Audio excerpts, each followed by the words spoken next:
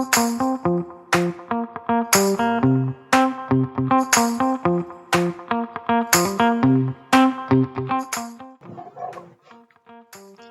everyone, welcome back to Mental Wealth Reads, going back into Chapter 10 of Success Through Positive Mental Attitude.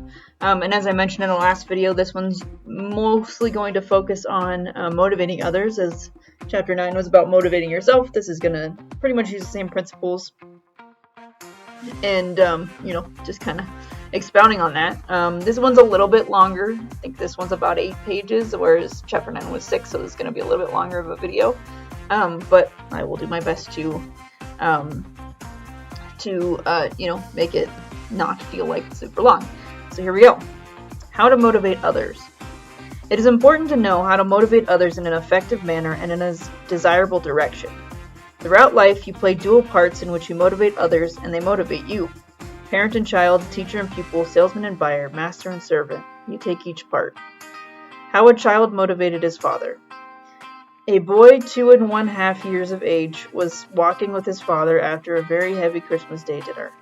When they had walked about 1.5 blocks, the youngster stopped, looked up at his father, and with a smile, and said, "Daddy," then hesitated. His father responded, "Yes?" The boy paused for a second or two and continued, "If you say please, I'll let you carry me." Now, who could resist this type of motivation? Even a newborn baby motivates his parents to action. And of course, a parent motivates his child. We saw this illustrated by Thomas Edison and his mother. Having confidence in a youngster gives him confidence in himself. When a child feels that he is wrapped in the warm, secure belief that he will do well, he is actually able to do better than he knows. His defenses are relaxed, his guard is down, he is able to stop spending emotional energy protecting himself from the possible hurts of failure.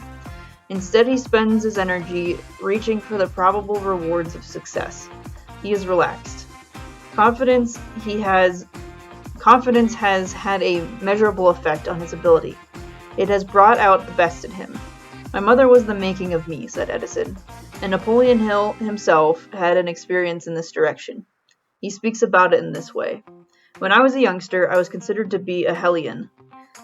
Whenever a cow was let loose from her pasture, or a dam broken, or a tree cut down mysteriously, it was young Napoleon Hill that everyone suspected. And furthermore, there was some justification for all the suspicion. My own mother was dead, and my father and brothers thought I was bad, so I really was pretty bad. If people considered me this way, I was not going to disappoint them. And then one day, my father announced that he was going to remarry.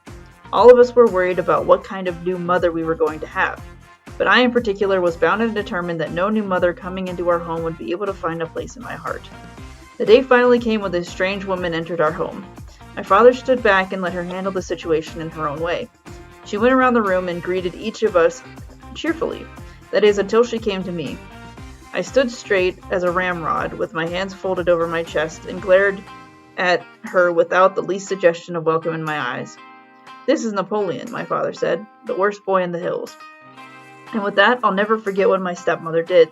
She put both hands on my shoulders and looked me straight in the eye with a twinkle in her own eyes that I shall hold dear forever. "The worst boy?" she said. "Not at all. He's just the brightest boy in these hills, and all we have to do is bring that out in him." My stepmother was always the one who encouraged me to strike out on my own with such bold schemes as later proved the backbone of my career. I will never forget that great lesson she taught me in how to motivate others by giving them confidence in themselves. For my stepmother was the making of me. Her deep love and unshakable faith motivated me to try to become the kind of boy she believed me to be. So you can motivate others by having faith in them. Faith, rightly understood, is active, not passive. Passive faith is no more a force than sight is in an eye that does not observe. Active faith steps out on its belief and risks failure because it assumes it will succeed. When you motivate others by having faith in them, then you must have an active faith. You must commit your belief. You must say, "I know that you are going to succeed in this job, so I have committed myself to others to your success. We are here waiting for you." When you have that kind of faith in another man, he will succeed. Now, faith can be expressed in a letter. In fact, a letter is an excellent tool for expressing one's thoughts and motivating another person. Anyone who writes a letter affects the subconscious mind of the receiver through suggestion. And the power of this suggestion is, of course, dependent upon several factors. If you are a parent, for example, and your son or daughter is away at school, you can accomplish that which you might not otherwise achieve. You can grasp the opportunity, A, to mold the character of your child, B, to discuss matters that you might hesitate or never take the time to discuss in conversation, and C, to express your inner thoughts. Now, a boy or girl may not readily accept advice when it is given verbally, for environment and emotions involved at the time of the conversation might prevent this. And yet, the same boy or girl would treasure the same advice received in a carefully written, sincere letter. To a son or daughter away from home, a letter with all of its contents, including advice, is most welcome. And if it is properly written, it may be read frequently, studied, and digested. And the executive or sales manager who writes the right type of letter to a salesman can motivate them to break all previous records. Likewise, the salesman who writes his sales manager will benefit from this tool of motivation. Now, to write a letter, one must think. Therefore, the writer should crystallize his ideas on paper, and he can ask questions to direct the recipient's mind in the desired channels. In fact, he can ask a question to obtain a letter in return. Or, when the person he would like to hear from does not write, he, like an advertising expert, can use a bait. That's what J. Pierpont Morgan did. J. Pierpont Morgan proved there is at least one way to get college students to answer a letter. His sister had complained that her 2 college sons just wouldn't write home. Mr. Morgan said that he could get the boys to respond immediately if he sent a letter. And then this sister challenged him to prove it. So he wrote each nephew and received an immediate reply from both. Surprised, his sister asked, "How did you do it?" Morgan handed the letters to her, and she saw that both contained interesting information about college life and thoughts of home. But the postscript on each was similar. One read, "The $10 you said was enclosed in your letter wasn't received." A successful sales manager knows that one of the most effective means to motivate a salesman is to set an example when working with him in the field. W. Clement Stone has inspired many people with the story he tells about how he trained a salesman who lived in Sioux City, Iowa. Here's the way he tells it. "I listened to one of our salesmen at Sioux City, Iowa, gripe for over 2 hours one evening. Now he kept on telling how he had worked for 2 days at Sioux Center without making a sale.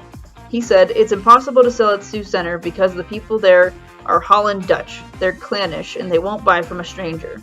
Besides, the territory has had a crop failure for 5 years. I suggested that we sell the next day at Sioux Center, the town where he had worked for 2 days without making a sale. So the next morning we drove to Sioux Center. For there I intended to prove that the salesman with PMA, who believed in and used our company system, could sell regardless of the obstacles. And while the salesman was driving, I closed my eyes, relaxed, meditated, and conditioned my mind. I kept my mind on the reasons why I should and would sell these people, rather than why I wouldn't or couldn't. Here's what I thought. He says that they are Holland Dutch and clannish, therefore they won't buy. That's good. What's so good about it? It's a well-known fact that if you sell one of a clan, particularly a leader, you can sell the entire clan. Now all I have to do is make the first sale to the right person. I'll do it even if it takes a long time." Again, he claims that the territory has had a crop failure for 5 years. What could be more wonderful? The Holland Dutch are marvelous people and they save their money. Also, they are responsible and want to protect their families and property. And as a matter of fact, they probably have not purchased accident insurance from any other insurance salesman because other salesmen won't even try. For they, like the salesman with whom I'm driving, would have a negative mental attitude. Our policies offer excellent protection at low cost. Actually, I'll find no competition. Then I engaged in what I term mind conditioning. I repeated to myself with reverence, sincerity, expectation, and emotion, "Please God, help me sell. Please God, help me sell. Please God, help me sell." Over and over again I repeated, "Please God, help me sell." And then I took a nap. And when we arrived at Sioux Center, we called at the bank. Now the personnel consisted of a vice president, a cashier, and a teller. Within 20 minutes, the vice president had purchased the most protection our company was willing to sell, a full unit. and the cashier purchased a full unit. But the teller will never be forgotten by me because he didn't buy. And starting with the first place of business next to the bank, we began cold canvassing systematically, store after store, office after office. We interviewed every individual in each establishment. An amazing thing happened. Every person we called on that day purchased the full unit, and there was no exception. While riding back to Sioux City, I thanked the divine power for the assistance I had received. Now, why did I succeed in selling in the same place where the other man had failed? Actually, I experienced success for exactly the same reasons that he had experienced failure, except for the something more. He said it was impossible to sell to them because they were Holland, Dutch, and Clannish. That's NMA. Now, I knew they would buy because they were Holland, Dutch, and Clannish. That's PMA. Again, he said it was impossible to sell them because they had a crop failure for 5 years. That's NMA. I knew they would buy because they had a crop failure for 5 years. And that's PMA. Now, the something more was the difference between PMA and NMA, for I had asked for divine guidance and help. What's more, I believed that I was receiving it. Now, this salesman returned to Sioux City and stayed for a long time, and each day that he was there was a record day in sales for him. This illustrates the value of motivating another person by example. But this salesman also succeeded where he had failed because he learned the value of working with a positive mental attitude. There are many ways to motivate a person, but a most effective way is through an inspirational book. The most important factors to success in selling are, in order of importance, A. Inspiration to action, B. Knowledge of a successful sales technique for the particular product or service, which is termed know-how, and C. Knowledge of the product or service itself, activity knowledge. Now, these same 3 principles can be related to success in any business or profession. In the story that you have just read, you can assume that the salesman had knowledge of the sales, know-how, and knowledge of the service he was selling. But he did lack the most important ingredient, inspiration to action. Many years ago, Morris Pickus, a well-known sales executive and sales counselor, gave W. Clement Stone a copy of Think and Grow Rich. Since then, he has used inspirational books such as those mentioned in Success Through a Positive Mental Attitude to help salesmen develop an inspiration to action. Mr. Stone knows that inspiration and enthusiasm are the life of a sales organization. And because the flame of inspiration and enthusiasm will be extinguished unless the fuel that feeds it is kept replenished, Mr. Stone has made it a habit to see that his representatives receive inspirational self-help action books frequently. And this is in addition to weekly and monthly publications that are intended to act as mental vitamins. If you know what motivates a person, you can motivate him. As a boy, Walter Clark of Walter Clark Associates, Providence, Rhode Island, intended to be a doctor. But when he grew older, he thought he wanted to become an engineer, and he studied engineering. At Columbia University, however, he found the study of the functioning of the human mind so interesting and challenging that he changed from the engineering to psychology. And finally, he received his master's degree. Walter Clark worked as a personnel officer in Macy's department store and several other well-known concerns. At that time, the known psychological tests developed the specific information for which they were intended, an applicant's IQ, aptitude, and personality. But something important was missing. Walter endeavored to find the missing factor. He thought an engineer can select the proper part and put it in its place so that a machine will function efficiently. And that is exactly what I want to do with people. I want to select the right person for the right job. You see, Walter, like many personnel officers, found people fail on their job even though their psychological tests indicated that they had sufficient intelligence, aptitude, and personality to succeed on the job. Why then do we have so much absenteeism, turnover, and failure? He asked himself. What's the missing factor? Now, the answer to this question became so simple and obvious that it is truly amazing that other psychologists had not discovered it. For you see, a person is more than a mechanical body. He is a mind with a body. He succeeds or fails because he is or is not motivated. Therefore, Walter endeavored to develop an analysis technique that would A. indicate the individual's tendencies and behavior in either a pleasant or antagonistic environment, B. show the sort of environment that attracts and repels him under favorable or unfavorable situations, and C. in essence indicate what comes naturally to the individual. Also, he endeavored to develop a technique that could be used to analyze the requirements of a given job successfully.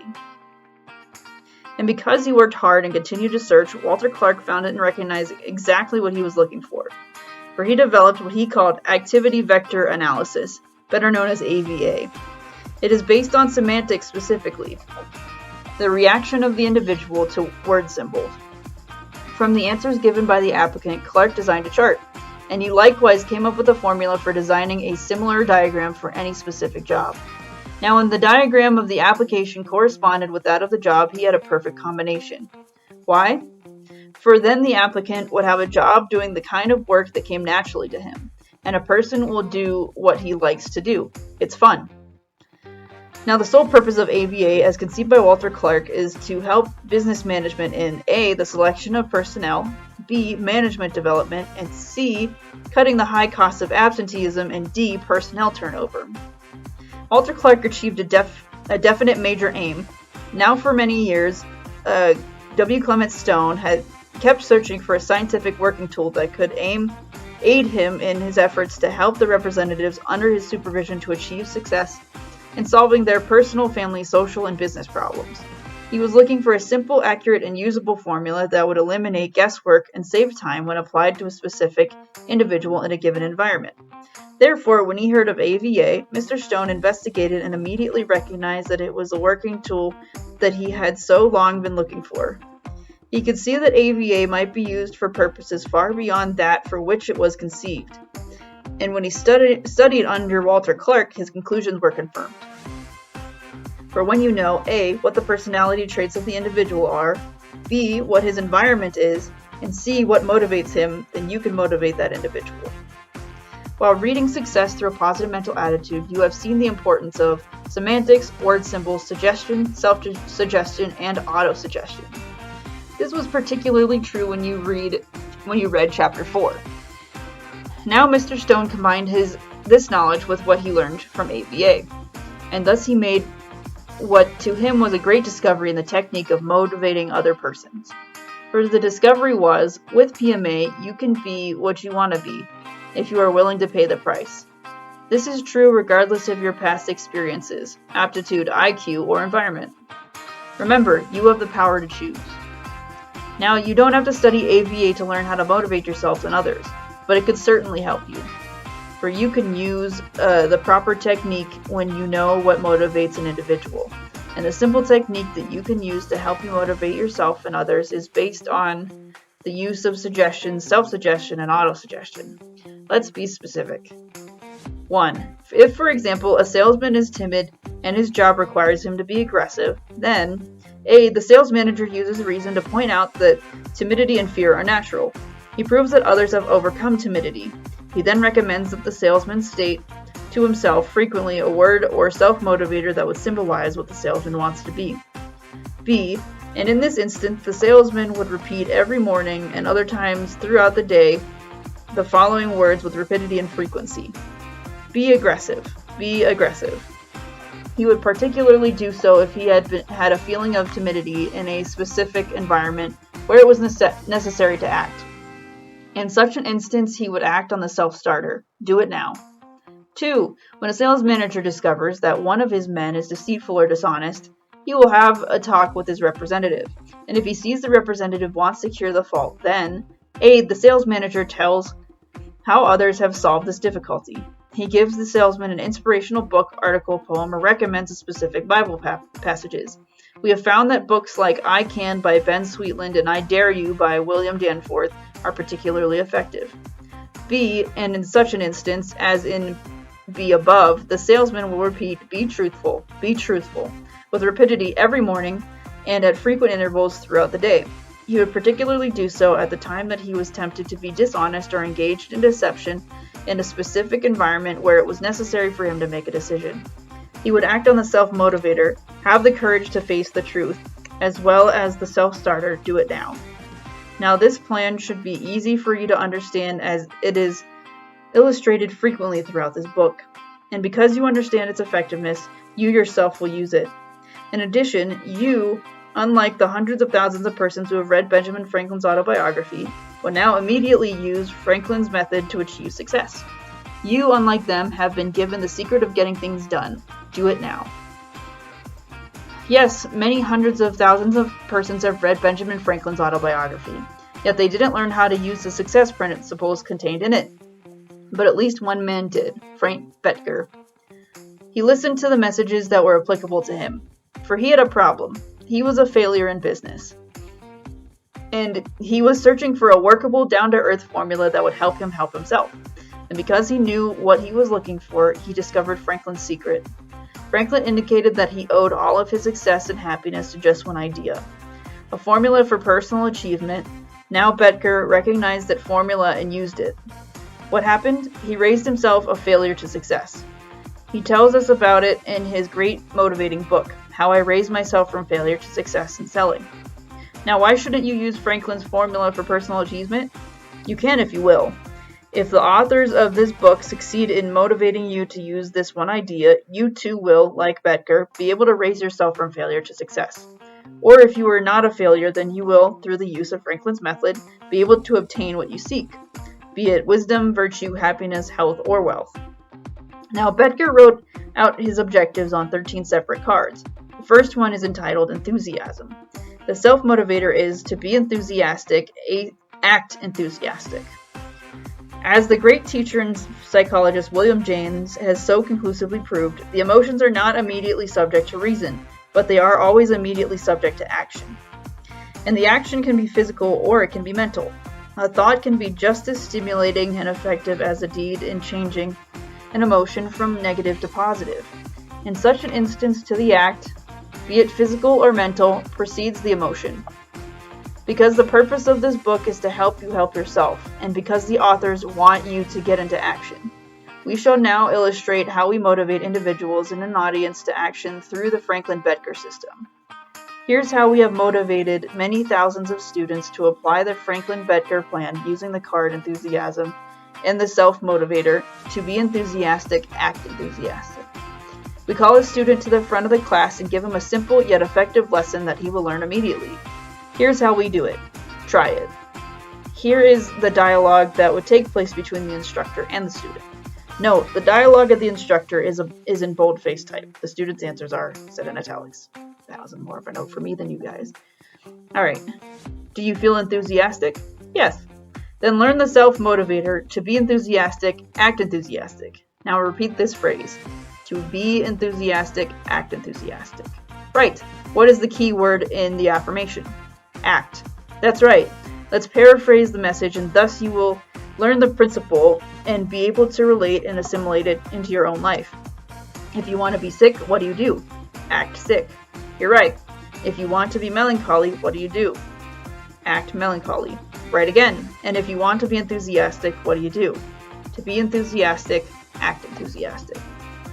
We then proceed to point out that you can relate this self-motivator to any desirable virtue or personal aim. Thus we might make justice as an example, and a card could read, to be just, act just. And then the instructor would proceed. Remember, when someone else's idea is accepted by you, it becomes your idea for your use. You own it. Now I want you to talk in an enthusiastic tone of voice. I want you to act enthusiastically. To speak enthusiastically, do the following. 1. Talk loudly. This is particularly necessary if you are emotionally upset, if you are shaking inside when you stand before an audience, if you have butterflies in your stomach. 2. Talk rapidly. Your mind functions more quickly when you do. You can read 2 books with greater understanding in the time you now read 1 if you concentrate and read with rapidity. 3. Emphasize. Emphasize important words that are important to you or your listening audience. A word like you, for example. 4. Hesitate. When you talk rapidly, hesitate where there would be a period, comma, or other punctuation in the written word. Thus you employ the dramatic effect of silence. The mind of the person who is listening catches up with the thoughts you have expressed. Hesitation after a word which you wish to emphasize accentuates the emphasis. 5. Keep a smile in your voice. Thus, in talking loudly and rapidly, you eliminate gruffness. You can put a smile in your voice by putting a smile in your face, or a smile in your eyes. 6. Modulate. This is important if you are speaking for a long period. Remember, you can modulate both pitch and volume. You can speak loudly and intermittently change a conversational tone and lower a pitch if you want. 7. When the butterflies stop flying around in your stomach, you can then speak in an enthusiastic conversational tone of voice. Do it now. Now in the previous chapter, you have read the 13 principles used by Benjamin Franklin. And here you have been told that enthusiasm is the first of the 13 principles used by Frank Bettger. And now you know that a positive mental attitude is the first of the 17 success principles. Therefore, if you have not already done so, start the first of your own 17 cards with the heading, Develop a Positive Mental Attitude. Follow through with a card for each of the 17 success principles and use Franklin's method to achieve results. Your action on the self-starter, Do It Now, at this time would prove conclusively that you can motivate yourself. You can. And if you purposely motivate yourself, you will find it easy to motivate others. And now that you know how to motivate yourself and others, you are ready to receive the key to the citadel of wealth. The next chapter answers the question, is there a shortcut to riches? All right.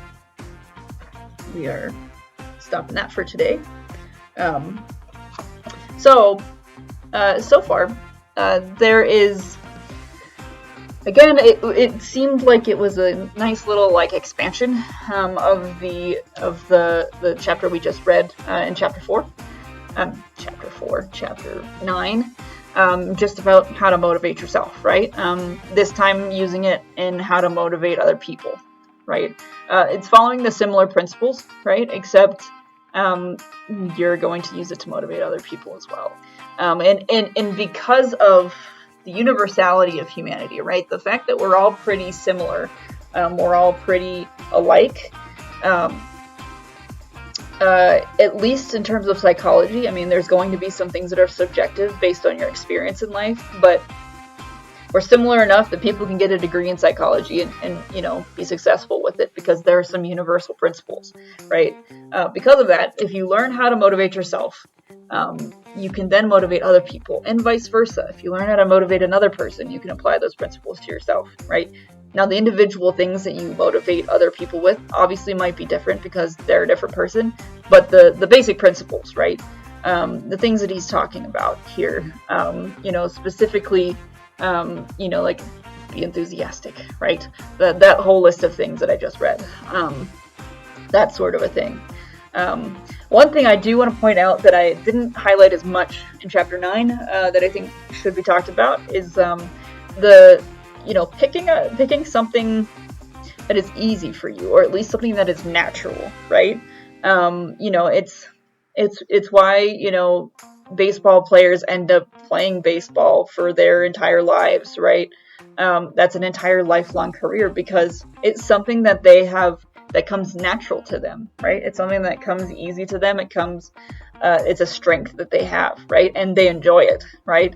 And it's going to be the same in any industry, right? If you put somebody in accounting and they're just not a numbers person, they're not going to succeed, because it doesn't come naturally to them, right? They might be in the best environment or the best work environment possible, but if it's not something that they find enjoyable, they're going to lose interest in it and probably burn out really fast, right?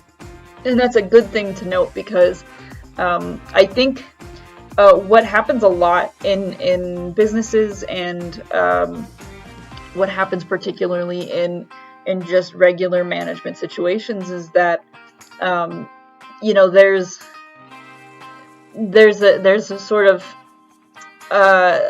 idea that if somebody checks out as a good worker, that they are just going to succeed in any job, right? And that's simply not true. And I think that's something that as a society we need to pay more attention to because it really is a problem where you have people who are very, very good employees. But they're not succeeding, right? Because they're doing something that is not natural to them, right? Now, a little caveat there, and I think this is something that has been hinted at, right? If it's something that you want to do and want to become natural with or at, you can, right? Using these principles, using these motivators, right? However, if it's not your niche, then it's just not your niche, right?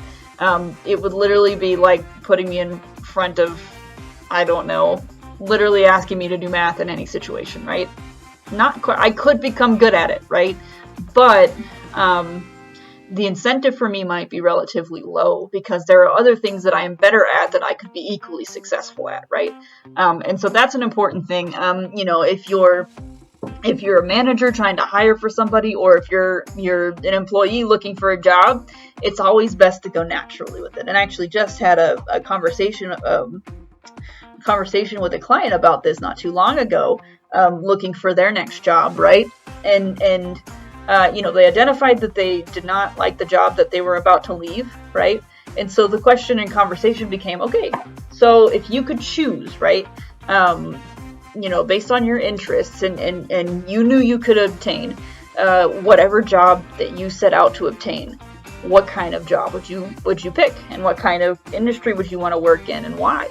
And so we talked a bit about that, just as a way of, okay, let's figure out what's natural to you, and then let's see how we can make that something that you profit off of, right? Because if you enjoy it, like Napoleon Hill is saying, if you enjoy it and it comes natural to you, then it almost doesn't matter what kind of obstacles you're going to have in that job. You're going to find a way to overcome them, right?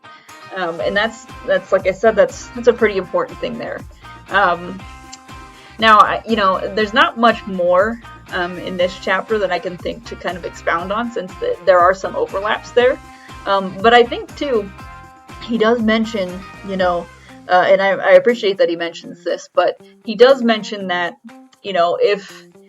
if the principles in Benjamin Franklin's book don't apply to you, or, if his goal in life by establishing those principles doesn't feel like it applies to you, you don't have to use them, right? There are things that, he did say this is a self-help book, meaning this is supposed to encourage you to help yourself, right? And you can use any or all of them or none of them, right? You can use, the success principles, right? It's encouraged that you use all the success principles, but truly, I think Napoleon Hill understands that there's going to be discrepancies, right? There's going to be a difference between what's going on in your life and what's going on in his life, and all the people that you mentioned in the book, right? There's going to be something different, right? Which makes some of those maybe irrelevant to you. And that's okay. That's okay. The point, though, that he makes is whatever you do something, right? You can't just sit back doing the same thing and expect to get different results, right? Something has to change. Something has to be adjusted. Something has to be altered. Something might have to be removed or added. However you look at it, so long as you take action, and do it now, as he says over and over again, then you will get change, right? And maybe it's not the change that you're looking for, but it'll give you the kind of change that will highlight what your next move should be, right? It'll give you the kind of data points you need to decide, hey, what's next? And that's I think the whole point of this motivating, the 2 chapters about motivating. And like I said, not a whole lot of things that I drew out of this chapter that weren't already in chapter 9, but the main takeaways, right?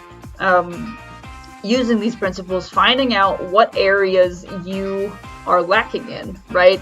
And like I said, maybe you can use, if you're not going to use all of the principles as a lifestyle, maybe just find out which ones you're lacking in, which ones you could improve on, and make those your focus, right? And build those up, right? Because those, whatever you strengthen, right? Whenever you strengthen those things, it'll open up space for the things that you want, right? Or at least it'll open up space for the virtues that you need in order to get what you want. Again, as I try to make regular here, there is mention of using that divine assistance, right? If you're a Christian, that's an easy thing to come by, right? That's an easy concept to think, right? Yeah, okay, just ask God for help, sure. If you're not a Christian, you know, and you're some other religion or atheist, you can think of it as ways of whatever your higher power is, right? Well, we mentioned several chapters ago about choosing to adhere to either God or whoever your higher power is, right? Substituting that for that. So long as it's something or someone or some idea that is consistent enough that it will be the same now, it'll be the same 10 years from now or when you reach your goal as it is now, right? Consistency, and that's kind of what I highlighted in the last video about, you know, finding a structure, finding something that will remain true no matter what you go through. You know, because then you have a North Star, right? You have that, you have something to say, okay, well, you know what, I haven't had much success. I haven't had much success with my attempts here, but one thing, you know, everything's kind of a mess, but this one thing that I believed in when I started, that is still there, right? So I know that not everything has fallen apart, right? So there's that, right? You kind of need an anchor, no matter what you do. So I think, yeah, those are the major takeaways. You know, and if you get to a place or a position where you need to motivate other people, again, these are principles you can use both on yourself and other people. And yeah, I think that's about all I got for you guys today. Not too much processing to do there, but as I always say, let me know what you think. If there's something else that jumped out at you that I didn't mention, let me know. You know, give me something in the comments of, you know, feedback and of any kind. That'd be great. Otherwise, I'll see you guys in the next video. Take care.